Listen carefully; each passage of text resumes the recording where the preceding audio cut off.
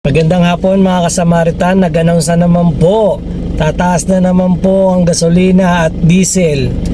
Ngayong araw na to, 81 pesos po ang diesel at 69 pesos po ang gasolina. Next week po, nag-announce na magtataas ng 22 pesos ang diesel at ang gasolina ay 16 pesos ang itataas. So ngayon mga kasamaritan, ako po hindi ako nagpanic dun sa pagtaas nun. Hayaan ko sila. Hayaan mo magtaas, ganun talaga. Wala naman tayong magagawa kahit magtaas yan o magbaba. Diba? So nandito tayo ngayon sa Manila. So maggagala pa tayo kahit pa paano, naka-Fortuner tayo. Sagad na sagad tong diesel ko ngayon.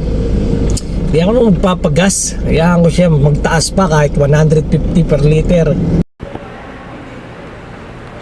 Pwede na!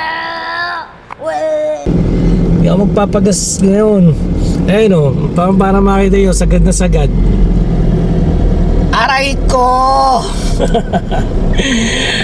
Nagpapultak na po ako ngayon dito sa Fortuner natin, diesel.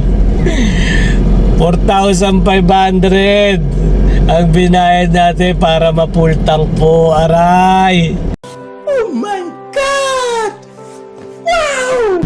Tapos bukas naman yung kotse sa kadalawang motor natin sa gasolina. Aray ko! Pero kung aabot tayo ngayon, magpapapultang na rin tayo. Sure yan, lahat po yan magtataas.